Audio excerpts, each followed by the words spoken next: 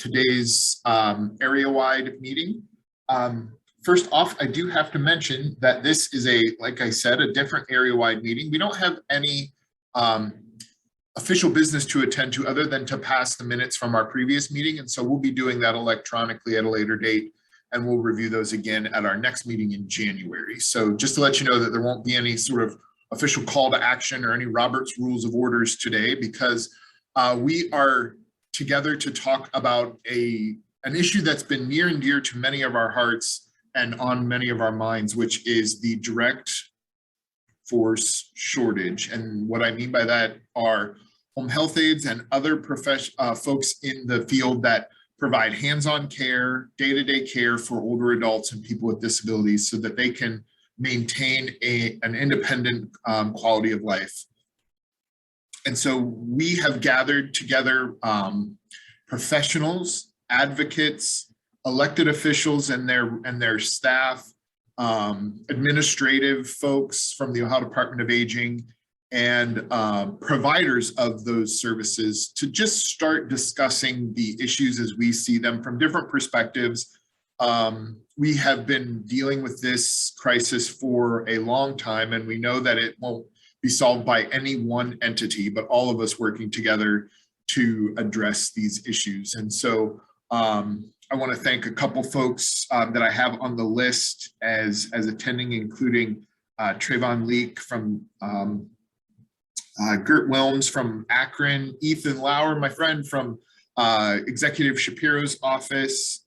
We also have Carrie Newman registered, Robert Gray, a new friend of mine that's representing Rep. Romer. Thank you for joining us, sir. Hopefully we'll also be joined by Michaela Hawley, who is representing Senator Sherrod Brown's office. And we might be joined by Representative Casey Weinstein, who I met this morning and has a very firm understanding of this issue and is very interested in the outcome of this roundtable. Also want to, I mentioned, welcome Alex and our friends from the Ohio Department of Aging. Thank you for joining us. As well as Beth Kwalczyk from the Ohio Association of Area Agencies on Aging, one of the preeminent experts in this and other advocacy issues in the field. Thanks, Beth, for joining us as well. I apologize for anybody I might have missed. I am looking at the registrations, but we always have folks that pop on, and so we are glad that you're with us as well. All right, so without further ado, I just want to briefly go over the agenda for today, and I'm going to scoot all these smiling faces over. So today we'll be hearing from Chris Fagerstrom, the Senior Vice President over our Long-Term Services and Supports Division here, to talk a little bit about how Direction Home sees the direct workforce shortage crisis and how we see it impacting our members. And then you'll see a video from one of those members who waited 13 months for services because of a lack of providers. I think I'm saying that right. Yes, Courtney says yes. Okay. And then we'll hear from some of the provider organizations. These are businesses that are trying to provide this service and are running into a couple many different issues that are preventing that. Finally, the presentations will wrap up with Julie Isak from the Ombudsman Department here at Direction Home, who is also a member of the workforce shortage work group that Direction Home has started with internal and external stakeholders to discuss this issue and brainstorm several ways that we can try to address it. Then we will have our discussion portion of the day, which really is about discussion. It's really about, let's talk about these barriers, potential solutions, and what we can do next to together row in the direction of addressing this challenge. And then we will be, Abby Morgan, our Chief Operating Officer, will wrap up the day and provide some closing remarks for our session today. So that is our agenda, and I want to thank again everybody for joining us. I see the chat box has exploded, so thank you so much for putting your introductions there for us. Also, please keep the chat box open for any questions that you might have or comments that you'd like to offer. And again, if you would like to participate in the discussion part of the forum, we will be taking folks live on the screen. If you'd just like to raise your hand using the reactions button on the bottom of your screen in the black toolbar, if you click the reactions, you'll see a button that says raise hand. If you want to raise your hand, that'll help us just kind of facilitate dialogue so that we don't have multiple speakers at once. And so before I turn it over to Chris, I just want to say one more thing, which is I have a very special congratulations that I'm so sad to offer today, but my colleague and friend, Barb White, in the stacks right there in the video, is I believe today is her final day with the Akron Summit County Public Library. And not to put her on the spot, but just to say that Direction Home wouldn't have been able to provide the services during the pandemic and before and after, if we can say after, without her help. And the library was an amazing partner, but it really takes someone to be willing and able to hit the ground running, say yes, figure out how we can do it, not why we can't. Barb's all those things. And from the bottom of all of our hearts, I know that you are fast friends with all of the communications folks here at Direction Home and several of the leadership. We can't thank you enough for what you've done. I'm so happy for you and so sad for us. And so just to say that, and that I'm so glad too that you are willing to continue to volunteer your time with us on Areawide into the future. You know, just as soon as you think you're out, we pull you back in. So thank you so much for everything you do. Thank you, Matt. Not rid of me yet. So without further ado, Chris, I'll turn it over to you. All right, thank you, Matt. So good afternoon, everyone. My name is Chris Fagerstrom, and I currently serve as our Senior Vice President of Home and Community-Based Services at Direction Home, Akron, Canton. So just to give you a little bit of snapshot of our agency, we currently serve over 7,000 older adults and persons with disabilities in Stark, Summit, Portage, and Wayne counties. And so the goal of our Home and Community-Based Services Department is to keep those individuals that we serve healthy, happy, and at home. And so over the past several years, because of this direct care workforce shortage, this has become increasingly more difficult for us. So as of today, there are currently over 500 individuals that we serve in our 4-county area who have a need for personal care services, and we cannot locate a home health aide to assist them. And so furthermore, statewide, we have 12 area agency on agings across the state. And this number I'm going to share with you is reflective of multiple programs, you know, Medicaid programs, non-Medicaid programs, levy programs. But over the individuals throughout the state that are served by the area agency on agings, there are over 5,000 individuals going without essential care and services needed in their homes. In addition to that, we know that in the population that we serve, there has been a significant increase in mental and behavioral health concerns. And so, you know, I just recently read a report from the Ohio Department of Medicaid, which specifically stated in the My Care Ohio program. So the My Care Ohio program, that program is responsible for serving 70% of our population. In that My Care Ohio program, 58% of those members that we serve have a current behavioral health condition. So, you know, most of those individuals are experiencing either depression or anxiety or a combination of both. And so I believe that there is a direct correlation between the shortage of personal care aides for our most vulnerable individuals in our community and the increase in depression and anxiety in our population. So, you know, why do I feel that way, you may ask? Well, if you could just take a moment, I'm gonna ask you a couple questions, and if you could answer these questions, if you answer yes to these questions, I want to see how it would make you feel. So first off, Are there days you want to bathe, but are unable to do so safely as you need help, but there's nobody there to assist you? Just think about that for a moment. Are there times where you must wear clothes that are dirty as you need help with your laundry and nobody's there to assist?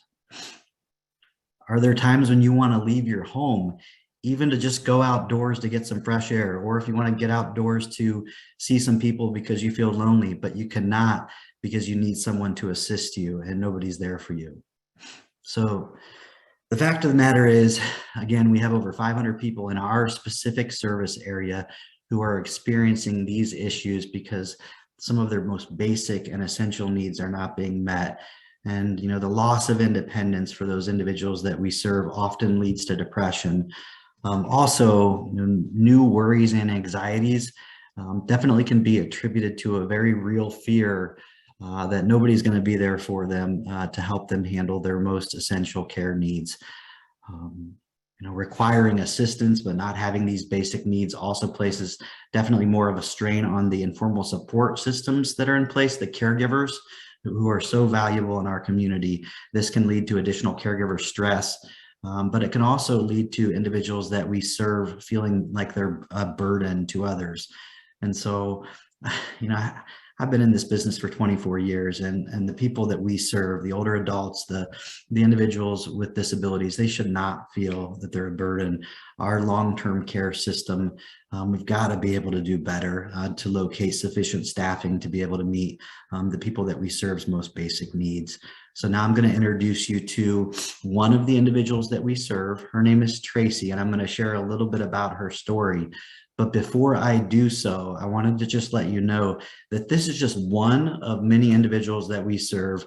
They all have very unique stories to tell regarding how the shortage of personal care aides has negatively impacted them. And, you know, our plan in the days ahead is to capture more and more of these stories and share more and more of these stories with you. So before we start here, Tracy is a passport member, a member on our passport program. She has had trouble finding an aide over the past few years. Tracy has several medical conditions that limit her ability to stand, move around in her home, in her apartment building, and perform some everyday tasks like making her bed, doing laundry. Tracy just went 13 months without a home health aide. She finally got one the other day before this interview was recorded, though. So let's hear Tracy's story. My name is Tracy Bowman. I live at Constitution Hall. I'm currently a client with Passport. I need services to stay in my home. I've been here. February 13th will be 11 years. I'd much rather be independent. I don't think I'd be happy any other way if I wasn't independent a bit.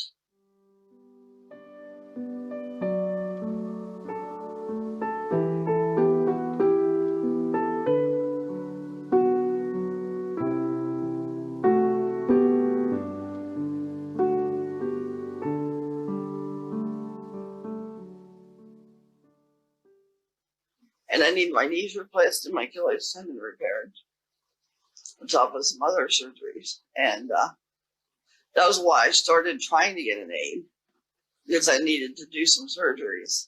And then COVID hit. So now I've just let everything go. It's pretty much everyday living is why I need an aide.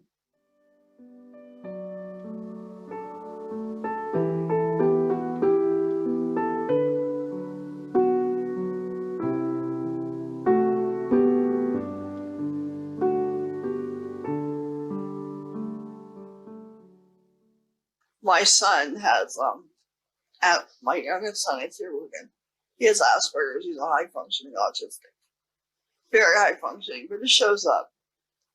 And it's very hard for him to take care of his home, his yard work, his shopping, his laundry, house cleaning, his yard, just everything he has to do. Then he has to drive an hour and some minutes down here and take me to the store if I don't have an aide. So it's been very rough on him to have to help me with little things. And it really frustrates me because being autistic, he needs more downtime than other people. And he's only got a short weekend, affecting his attitude and our time together. And then when he's frustrated and gets angry, and that's not very good on our little bit of time, because we don't know how much time we have left. I've already had 2 small strokes. I could have another one or something could happen. And then we couldn't do anything. And so the time that we have is spent with him being angry sometimes. So an aide could really fill in that gap. I had one a couple years ago, and I really liked her. We got along great. But she was only 1.5 hours on Friday and 1.5 hours on Monday. And she called off one day every week. So that made an hour and a half. Now that's a lot. And she was very invested in her grandmother. When her grandmother died, she took a leave of absence. I've talked to Hannah about having someone, leaving her a note or having them knock on the door and say, "It could be my aide again." Because she was very good at her job. But she was just so devastated. She was having childcare issues too. And then I had one for 5 months. At first I thought she was the greatest thing since sliced bread. And then I got to see her true self. And things weren't going that great. And she wasn't doing any work. She was just coming in and using her phone. That wasn't helpful. Because at that point I had 3 hours a week. 1 day a week. And if you can't stop and pay attention for 3 hours. So I went ahead and said something when they asked me. They called and asked me how she was doing. And I went ahead and said something. And I thought she would be like all my Christian friends that you just go and improve. But she wasn't. She got mad and she quit. So I had no one. I used to call Hannah just to remind her. And I knew Hannah was on the ball. I knew she didn't forget, but that's just my personality. I'm used to doing things myself. And I call and remind Hannah. She's like, "I'm trying."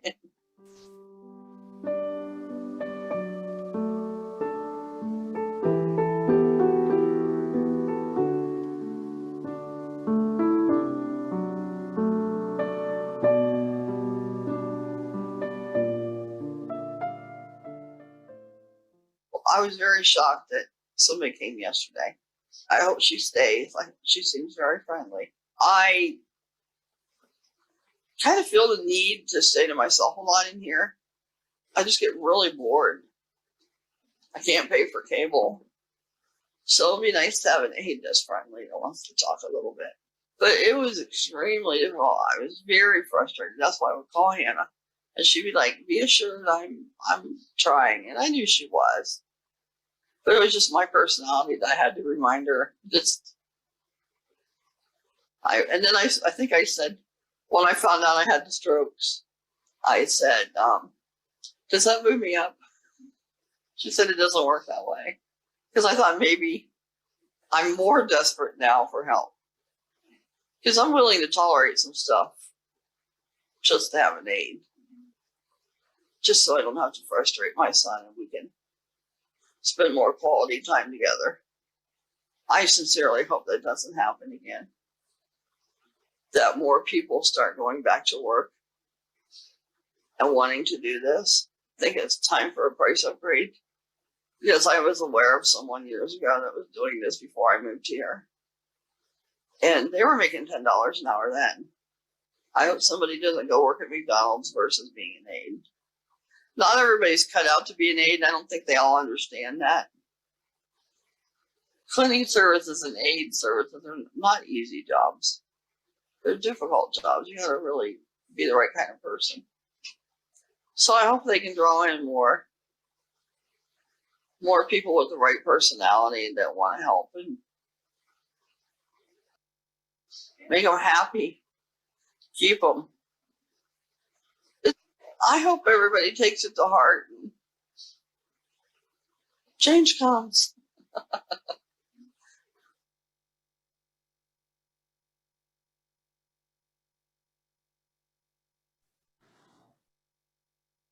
Thank you, Chris. And I just want to add a little bit of context that for those of you who aren't as familiar with some of the programs Direction Home administers, the Passport program is a Medicaid waiver program, which means that Tracy had to have qualified for Medicaid physically and financially in order to be on that program, which means that she doesn't have any resources to pay privately for services, and she physically needs the help that she described. And so folks really are in crisis, and we do the best we can with the other care managed services we have, but we have to address the direct care workforce. It's just that important. And so next, I would like to start to turn it over to the providers part of the day. And I am going to read you a portion of a letter written by Jeannie Rugg, who is one of the owners of Community Caregivers of Green.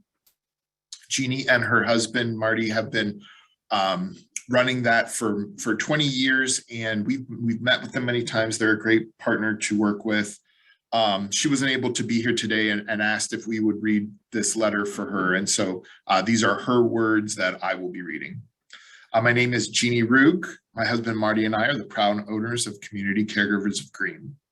The home care problems we have faced over the years have been verbalized over and over.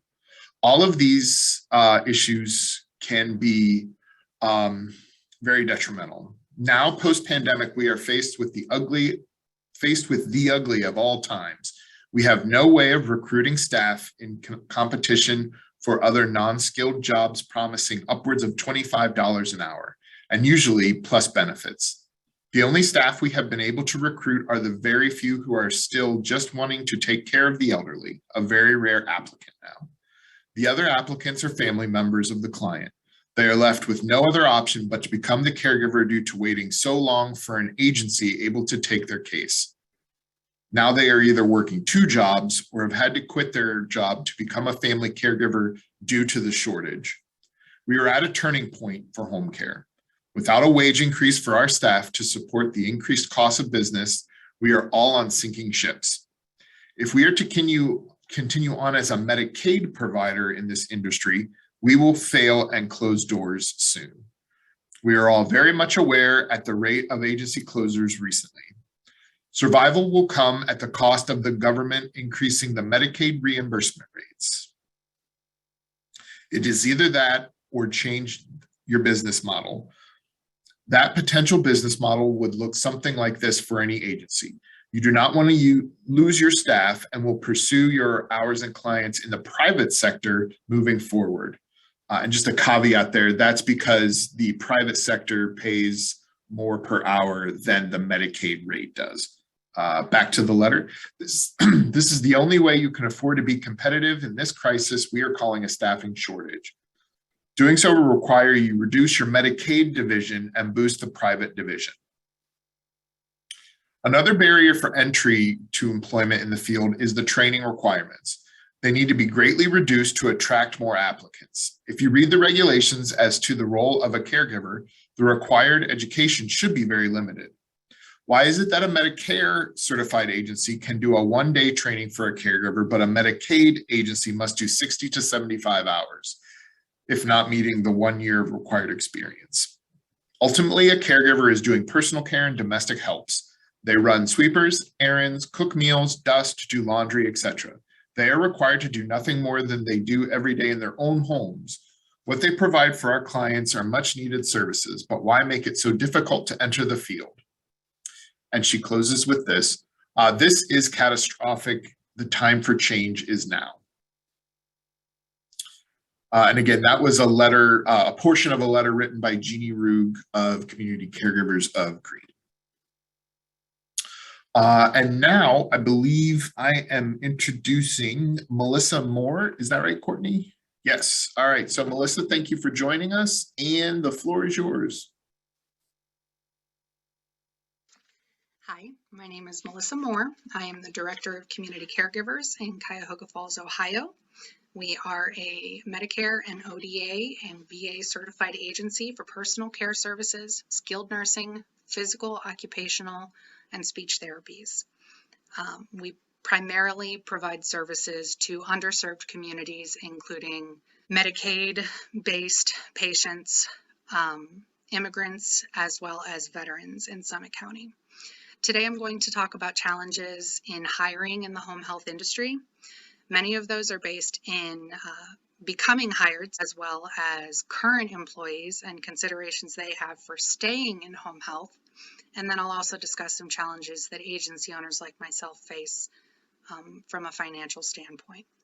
So training to become a home health aide is either 60 or 75 hours of training.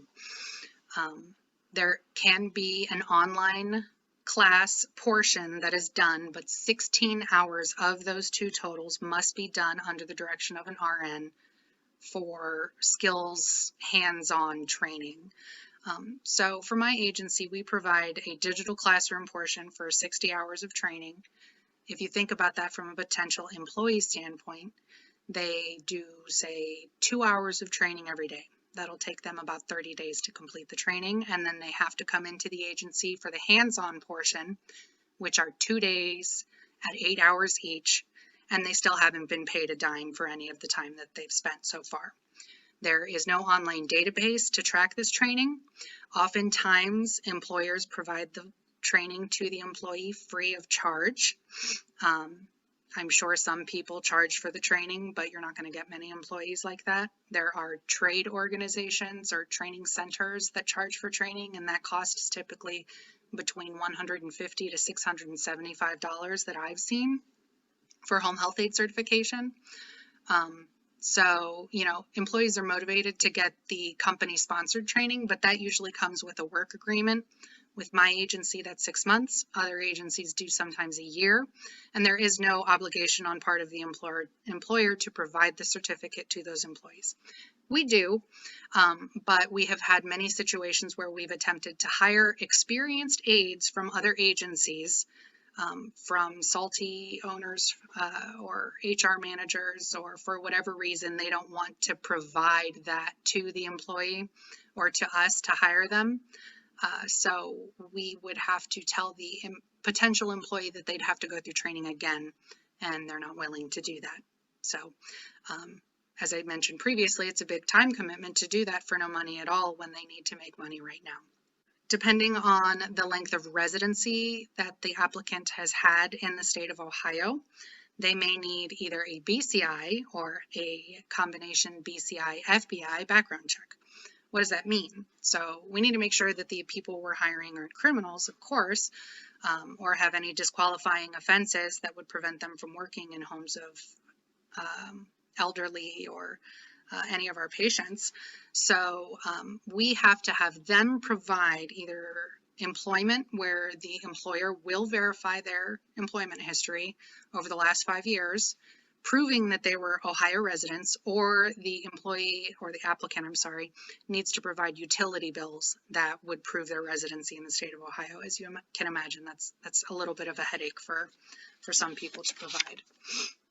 But again, that's a cost that usually the employee would have to cover up front. My agency does cover that cost for the employee, but based on each individual agency's policy, that's going to vary from place to place. And let me say that there are a lot of people who get through the process of getting the background check done that never come on to work. It just doesn't work out for whatever reason. We do try to keep it as late as possible. By that, I mean orientation day.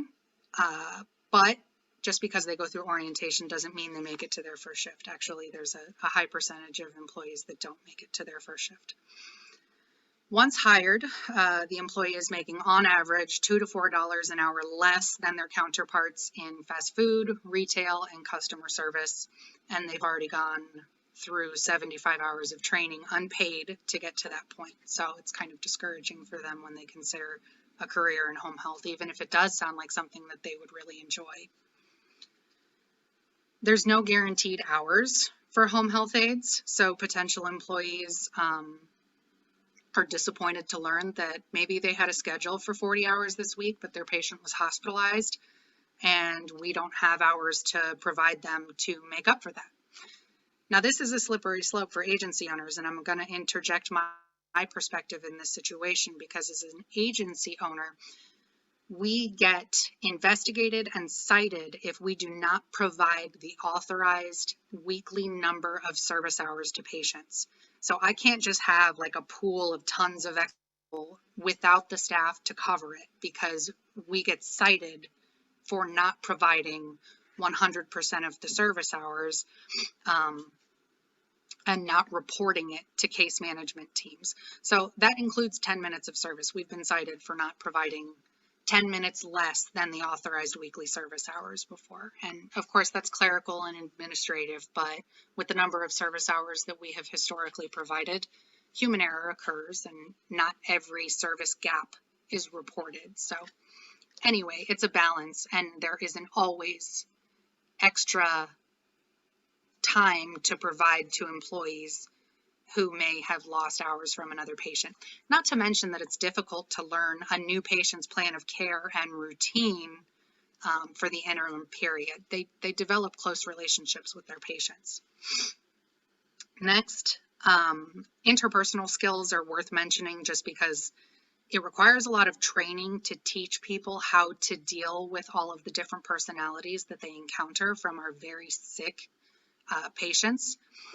So people need to have the skills to deal with someone who's angry, in pain, and maybe non-compliant with the plan of care. And our agency does provide more than the minimum regulated and required training, but we don't have the resources to continually provide aids in this area or even in other areas that they request. And that kind of brings me to my next point, which is in evaluations, aids #1 request on top of an increase in pay is education.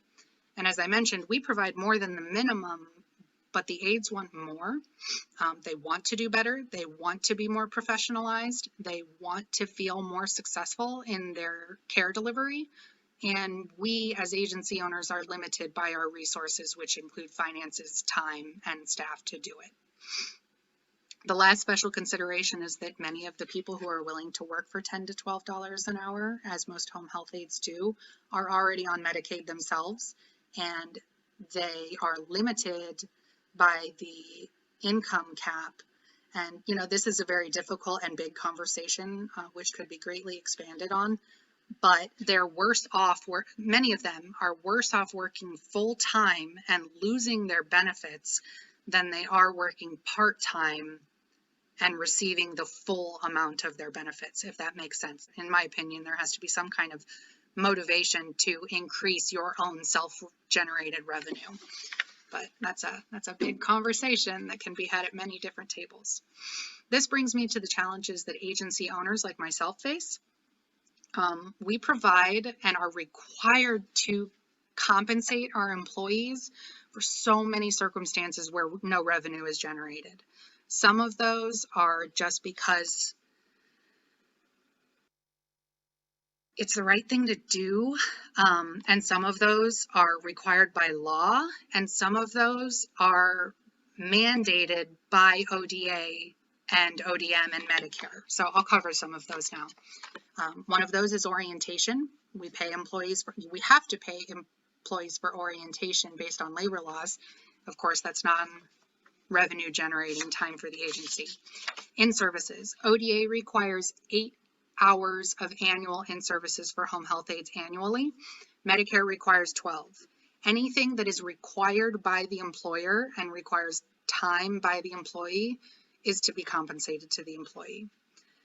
Think also in terms of mandatory company meetings, disciplinary meetings with the aide, or just management meetings with an aide to try to provide more education on policy or on a client or something, a patient, something like that, as well as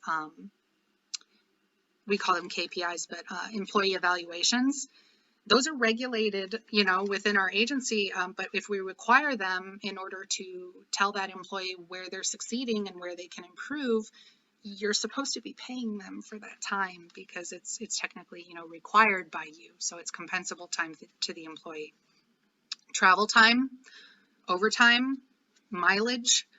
These are all things that are non-revenue generating that we pay out to employees in various situations.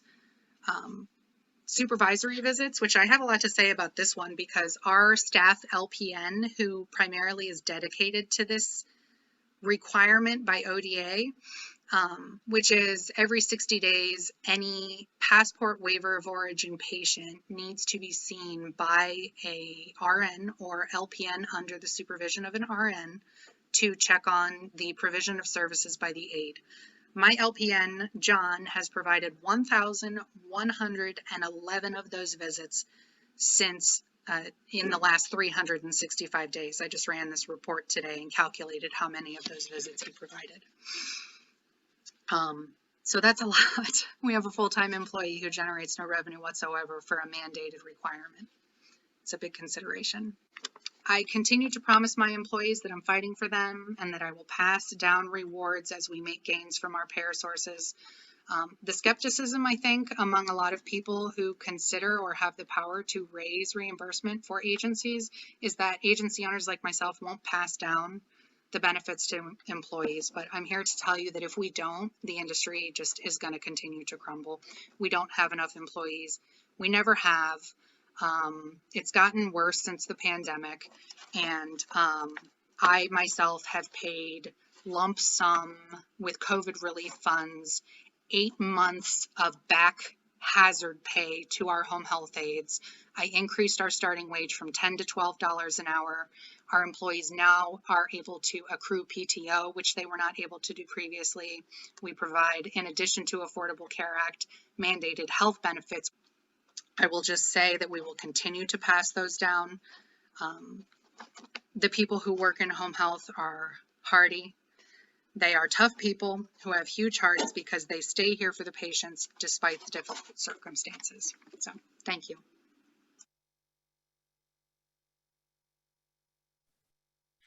I want to thank Melissa for Yeah. that information.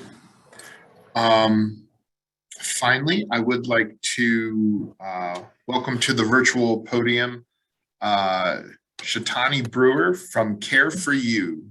And I saw your name pop up, so I know you're there. So Yes. welcome. Welcome. Thank you. So we've been in business for about 7 years now, providing home care with Medicaid, Ohio Department of Aging. Our biggest challenge since the pandemic, just like every other provider you heard from, is staffing.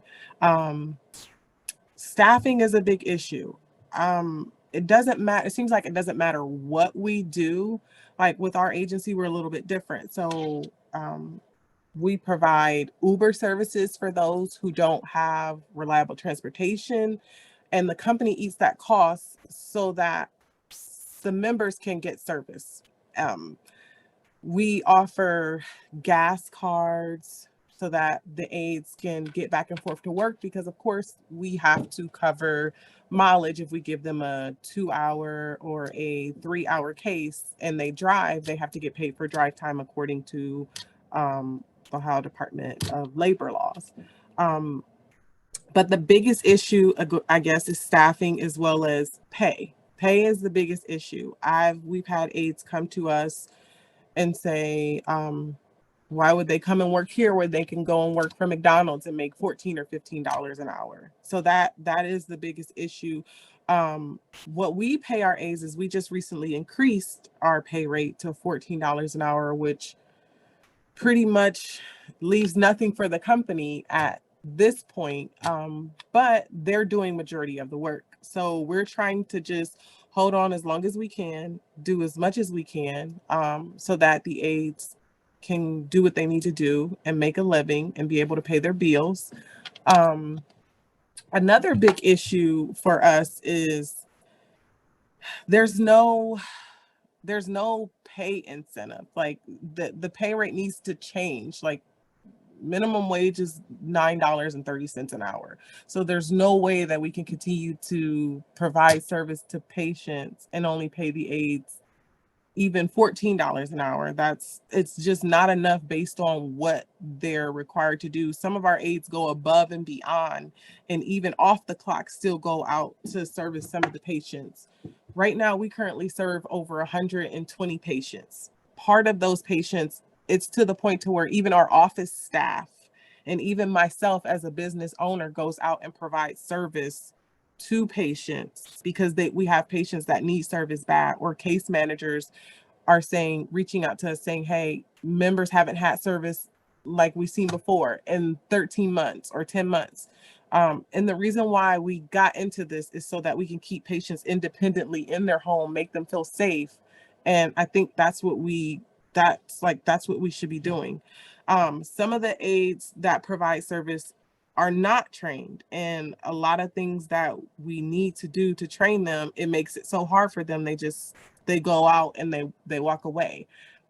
You're going to hear a lot of stuff that I say is going to be the same as other providers, as far as getting a BCI or FBI. The aides at the price that it is, it's a lot hard for them to go through all that training and get all that done for them to come out to only make 14 or 12 or $10 an hour at some agencies. So the biggest barrier is the pay. Like, something needs to happen in regards to the pay, so that the aides are compensated for the work that they provide, as well as different ways that we've tried to make things better and make the job more, what I want to say, like, pertinent to the aides, is offering like a bonus in order to start with us. So the company eats that cost, but it's more so that the member gets service. So we offer a $300 bonus to anyone who comes and applies. But that's still, even with offering that, we have aides that may not meet the qualifications, take the background check, but then after 30 days quit once they get the bonus. We offer overtime to try to keep aides here, training, free training, but all of those things, we have to pay for that. That comes out of our overhead. And after it's all said and done, then there's nothing left for the agency to stay in business, to continue to provide service. With this agency, we've came out of our own pockets in order to do different things to keep the agency running, based off of the pay. So that's the biggest thing, is the pay. What hasn't worked for us, the things that haven't worked is just offering the training. Like, nobody wants to go through training if they're not going to be compensated more. So even though we offer free training, that doesn't work for them. What has worked is we offer STNA classes to the aides. When we offer the STNA classes, that gives them the opportunity to make more. But the downside to that is, if they get the STNA classes, they're going to leave the agency and go somewhere where they can make more at a nursing home versus being in the home care setting.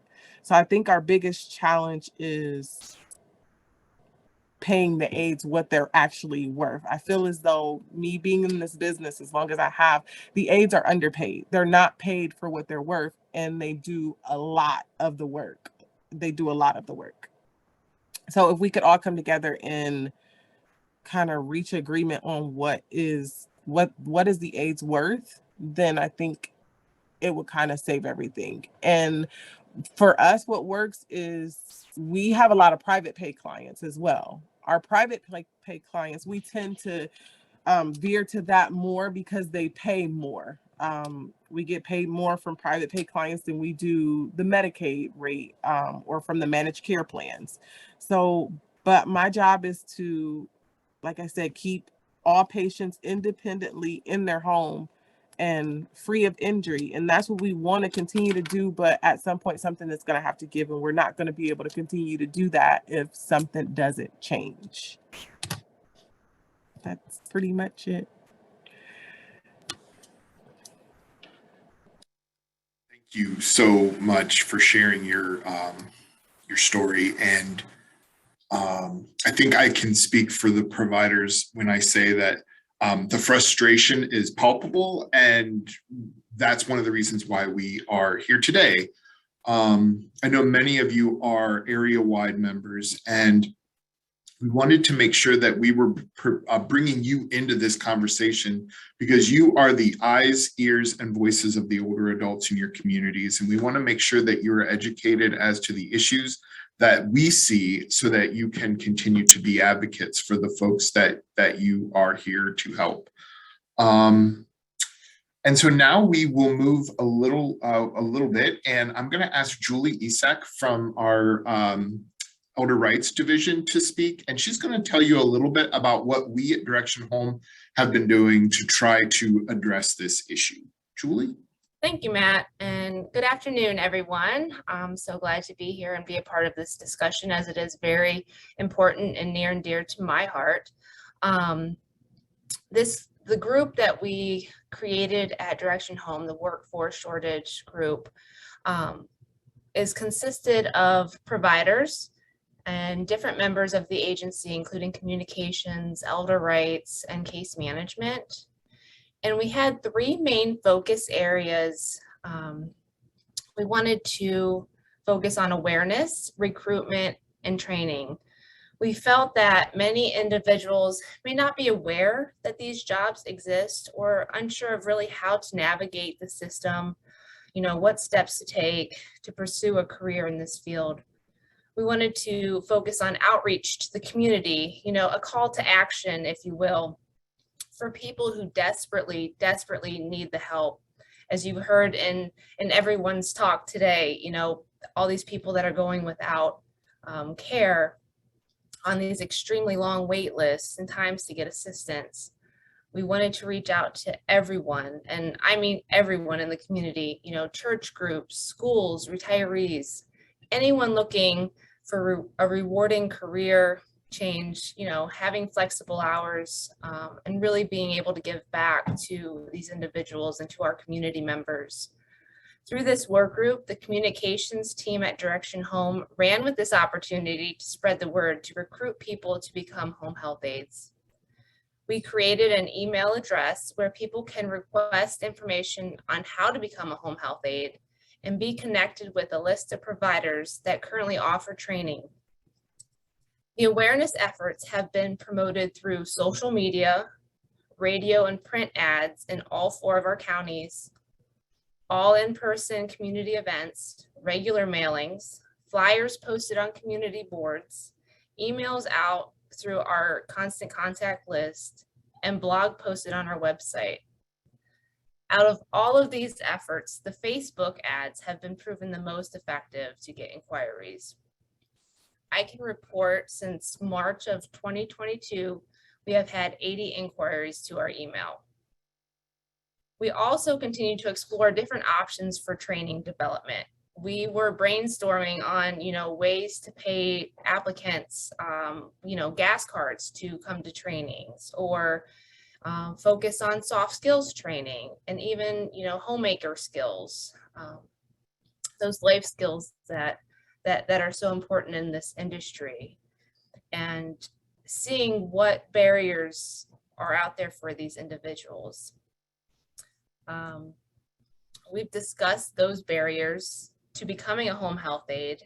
And then once they're trained, those barriers that, everyone has talked about, whether that's child or elder care, transportation, and the possibility of losing those benefits if they are to work too many hours. We plan on creating a list of current resources that are available in the community for these individuals to address some of these barriers. And that's kind of basically what we've been working on in this work group over the past year or so. Thank you. Thanks, Julie. And I've gotten to sit in on some of those work group meetings, and it feels good to try to do something about this issue. And I think that's where I am today, and that's where I think we are today. Is it feels better trying to be proactive about this. And that's what this roundtable is about during our area-wide meeting. Now we have a few minutes to really talk about this issue and the discussions. So if you'd like to put your thoughts in the chat, I can read those for you. And if you'd like to speak on this issue and you haven't gotten to do that yet, if you could please raise your hand using the reaction button at the bottom of your screen, and then choose raise hand. We can call on you in turn so that we don't have any overlap. Before I turn the floor over to the audience, though, I would like to ask Beth, if you could just talk for a couple minutes on your perspectives and some of the other roundtables and some of the messaging that we were talking about. Thank you so much, Matt, and thank you all for coming to this session today. We are actually hosting these around the state at each AAA. This is the second one. Our first one was in Cleveland with Western Reserve Area Agency on Aging. And, you know, I think the message is coming out loud and clear. And I do think people understand what the problem is, and the issue is how to fix it. And so I think there are a lot of opportunities that present themselves. But I think the main thing, and the thing that we're talking about at the Ohio Association of Area Agencies on Aging, is the rate and the wages. And as we move into a new state budget cycle, we are working with our colleagues across programs to come up with a proposal for a rate increase that would enable agencies to pay $20 an hour, because that is really what has been found nationally to enable people to really get the quality of people and make them feel like this is a job worth staying in. That would include a 50% rate increase. So I put in the chat that the statewide rate for Passport is $13.76 an hour. And as we heard the last speaker, they're paying their workers $14 an hour. Not only is there not anything for overhead or supervision or any kind of training or meeting days, it's like a negative number. So, you know, I think they're making that up through other work that they have, unfortunately, and that's not sustainable. So that's why we're proposing what we're proposing. People have mentioned external opportunities that people have in different service areas. We also have a challenge within the long-term services and supports area that aging waivers pay the least in terms of that reimbursement rate compared to, for example, developmental disabilities or nursing homes, or even people that might be able to go to a hospital and get a similar type job. And as people have indicated, these are difficult jobs. You travel from house to house. There's a lot of regulation. And so we are facing a situation where there's an imbalance even in our system, where we're competing for the same workers that our other partner agencies are, and they are paying more. So we're asking for an increase that is actually parity. It's actually something we should be paying all these workers the same rate, so we're not competing, because we can do all these other efforts to get people into the workforce, but if we aren't paying them and we have the lowest rate, then it's going to be all in vain. So that is our primary request for the budget. And I just want to also let you know that there are a lot of other opportunities out there to look at this issue in different arenas at the federal level. I do want to shout out that Senator Brown has actually been working on a bill called the HCBS Access Act, which would actually do a lot to support home and community-based services, and would require the Department of Medicaid to make home and community-based services like the Passport waiver an entitlement, an actual service. Right now, if somebody's in Medicaid, they need nursing home care, the state's required to pay for that. Nursing home care is part of this regular Medicaid plan. Home and community-based services, these waiver programs, are optional. So the states have a lot more ability to structure and limit those programs. And so what the HCBS Access Act would be to create an entitlement for home and community-based services, and would also provide funding. So looking at this at the federal level, there's been a lot of talk lately about putting more funding into the home and community-based system. We also encourage reviewing the Older Americans Act, Title IIIB, because we do provide these services under the Older Americans Act as well. So I think it's really important for our federal partners to support increases in that provision. And then just at the state level, another opportunity besides the budget is state ARPA funds, or American Rescue Act Plan funds. The state has I think about $700 million in ARPA funds dedicated strictly to HCBS under the federal law that we can spend, and they have not been spent. And so, looking towards the future and how do we build the capacity of this workforce, we really need to start looking at that as an immediate opportunity to make some significant changes. We have some other proposals. I'll just share them with Matt. He can share them with all of you later. But I want to encourage you to continue this conversation, and thank you all for coming. I'm going to have to sign off at 1 o'clock in a minute, but feel free to reach out. We can work together on future advocacy efforts. I think everybody was well-spoken, great stories, and we just need to keep telling them. So thank you. Thank you so much, Beth. And thank you for your leadership at the state level. I feel like we're in good hands, and really this is something that we all have to be speaking about. So I agree. I want to be sensitive to time, and so I want to just make a final request for anyone that hasn't spoken that would like to. If you'd like to raise your hand using the reaction button, we can do that. And just while we're waiting to see if anybody would like to speak, I'll go through the chat. We've had a lot of comments about the quality of the stories. Folks have been really great to share their experiences, and we feel like that is a really important thing in our advocacy.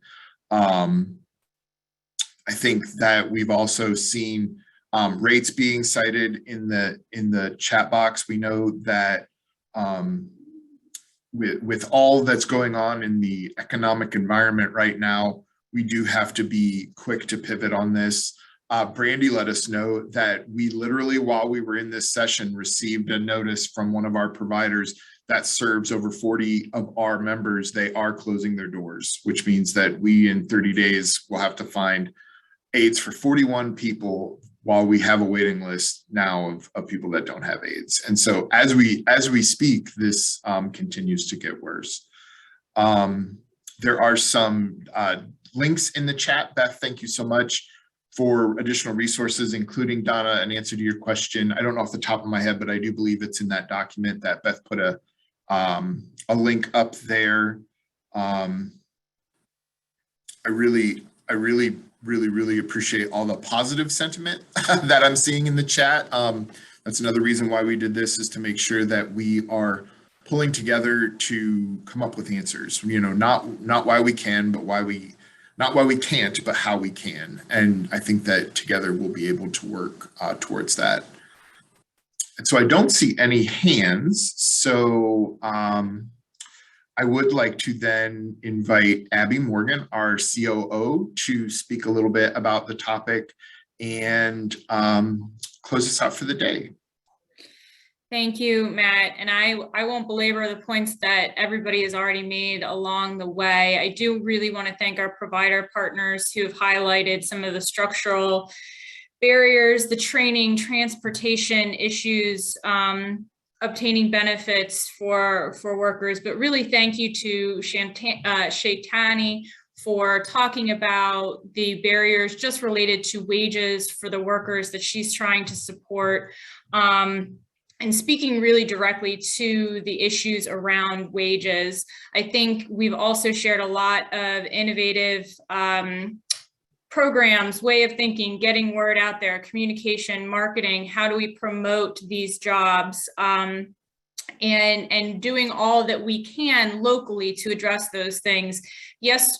Last week, I heard from a care manager, and I think that she really nailed this on the head. And I think this is speaking to the heart of why we have so many people on the screen here gathered to look at all of those issues, but also understand that, and this is from that care manager, it just feels disingenuous to attempt to hold up these aides who are by offering recognition and accolades without discussing major wage increases for these individuals. As we heard from Tracy, this is a very difficult and demanding job, and we have to compensate them appropriately for the work that they're providing to our community members. And not only because it's the right thing to do for the workers and the families that they're supporting in their off hours, but also it makes a lot of financial sense, because without these workers and providing this care in people's homes, where it is more cost effective and keeps people healthier and independent longer and out of